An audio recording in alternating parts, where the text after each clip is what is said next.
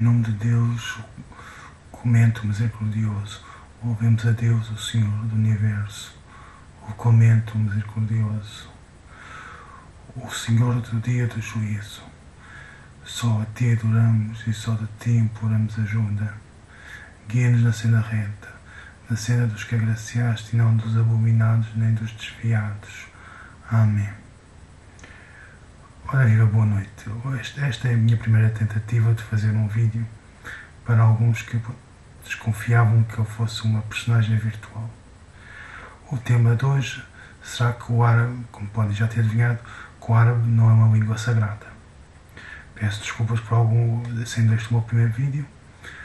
Vou agora expor o meu ponto de vista para vos confirmar de facto que não é por orarmos em português ou orarmos em inglês que somos melhores ou que somos piores do que orando em árabe. Muitos muçulmanos acreditam que, por força da escritura final ter sido revelada em árabe, que é de alguma forma a língua preferida ou que ela é a melhor de todas. Em alguns círculos acredita-se mesmo que é a linguagem dos céus. Incrível. Este ponto de vista é insustentável, partindo de uma análise do Alcorão. Na verdade, torna-se evidente que não são feitas distinções de qualquer espécie com respeito a qualquer idioma, e neste contexto o árabe não é exceção. Vamos ao exemplo do versículo 30-22. E entre os seus sinais está a criação dos céus e da terra, as variedades dos vossos idiomas e das vossas cores. Em verdade, nisto há sinais para os que discernem. Um dos grandes sinais de Deus são, de facto, as variações de línguas humanas. Infelizmente, o fogo muçulmano continua a ser muito arabocêntrico, quando claramente todas as línguas são dos sinais de Deus e pertencem a Ele.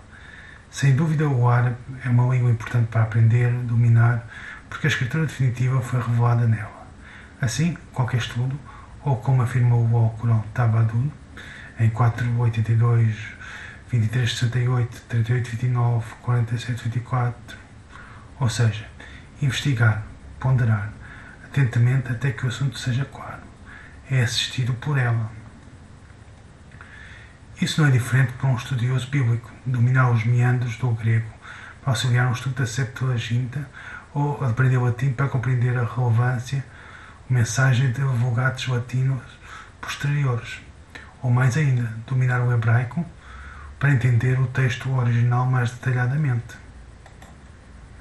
A mensagem de Deus com relação à língua árabe é clara.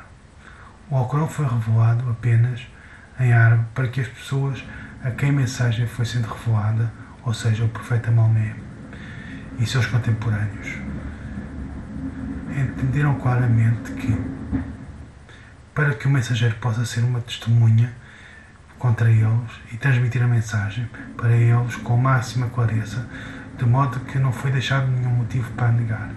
Isto não foi diferente para todos os mensageiros que o precederam. Eles só trouxeram a mensagem de Deus nas línguas do seu próprio povo, para que eles pudessem fazer a mensagem e seus argumentos absolutamente claros para eles, conforme podemos ver nos versículos 14.4 e 46.12. 14.4. Jamais enviamos mensageiro algum, senão com a língua do seu povo, para elucidá-lo. Deus permite que se desvie quem quer e encaminhe quem lhe apraz, porque Ele é o poderoso, o prudentíssimo. Mesmo que a mensagem final seja destinada a ser um documento atemporal para toda a humanidade, a sua habitação primária foi em árabe, para que o profeta pudesse avisar sua cidade-mãe e as cidades em redor dela. 42.17. E assim te revelamos um Alcorão árabe, para que admoestes a mãe das metrópoles. Em árabe, o mal cura, e tudo ao seu redor. Em árabe, o aman al-Allah, admoeste-os. Portanto, quanto ao dia indubitável do comparecimento, em que uma parte da humanidade estará no paraíso e outra no tártaro. Observemos o termo árabe al-Allah no versículo acima, que se refere claramente à vizinhança, e o uso destes termos pode ser atestado a partir de outras partes do Alcorão. Neste caso, é a vizinhança imediata ao redor da cidade-mãe, que é o que está a ser referido, e não todo o planeta. Se o Alcorão precisasse de ser explicado a um chinês, teria de ser traduzido para o chinês, claramente. Em verdade, isto tudo faz todo o sentido que a mensagem seria entendida num dialeto árabe específico, apenas pela cidade-mãe de onde o profeta Maomé foi contemporâneo e as áreas circundantes. Para um falante não árabe, numa terra estrangeira, a mensagem teria que ser traduzida em ordem para que ele a compreendesse claramente e buscasse a sua orientação. Por favor, tomarem nota da Sura Ashura 26. A mesma frase em árabe tem sido utilizada. Inni lakum razul amin, fatakullah vatium. Eu sou o fiel mensageiro para você, então tema a Deus e obedeça. A mesma frase árabe tem sido usada pelos profetas Noé, em 26, 106, 107, Hud, 26, 125, 126, Salé, 26, 143, 144, Lut, 26, 162, 163 e Shuaib, 26, 178, 179, um após o outro.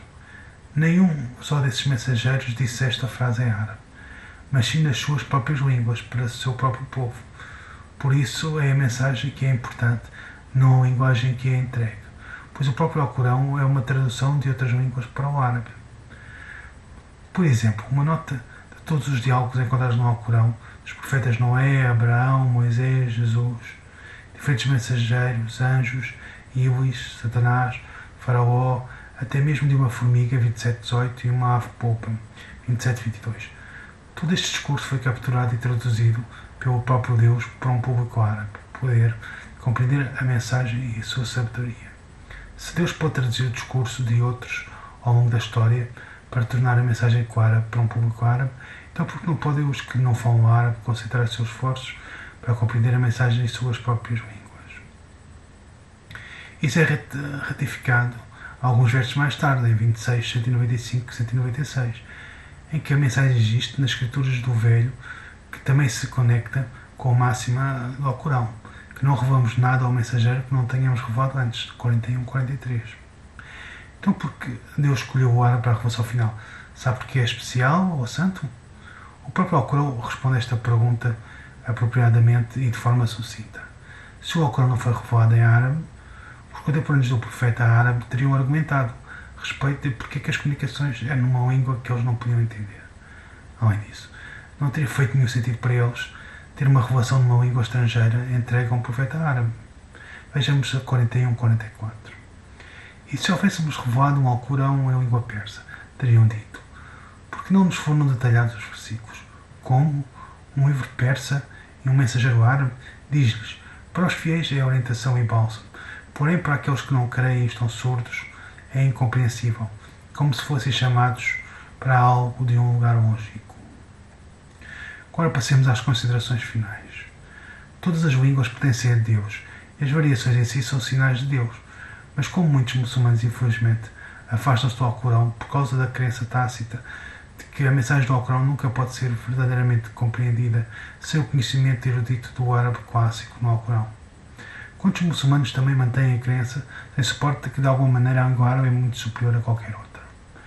Apesar da falta de critérios objetivos necessários para validar tal posição, devido a todos os idiomas que possuem variações únicas e a riqueza da estrutura, o próprio Alcorão nega tal conceito, porque não é aramaico, hebraico, talmúdico ou qualquer outra língua do estoque semita, porque não são elas superiores ou mais santas, ou porque não a primeira língua da Adão.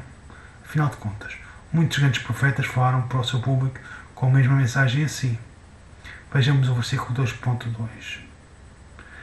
Alif Lamin Dalaika.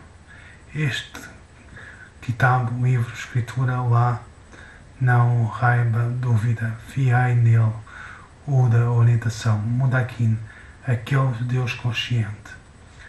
Só podemos esperar para extrair o da orientação se um está ciente de que eles estão lendo e compreendendo.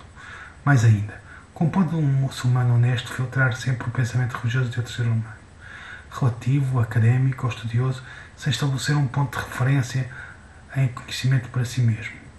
Um ponto de filtragem, ou seja, uma verdadeira compreensão da mensagem do Alcorão por si de alguma forma, idioma, possível para filtrar. para filtrar a partir de. Se este ponto de padrão ou de verificação não está definido, seria simplesmente sucumbir à obediência cega de certas escolas de pensamento, seitas e religiões estabelecidas. Como alguém poderia avaliar uma doutrina islâmica ou a veracidade de uma crença se eles não possuem nenhum ponto de referência para julgar? Este ponto de referência só pode ser estabelecido pelo próprio estudo fervoroso da Escritura e na sua própria língua. Nós fizemos o Alcorão fácil de entender e lembrar. Versículos 54, 17, 22, 32, 40.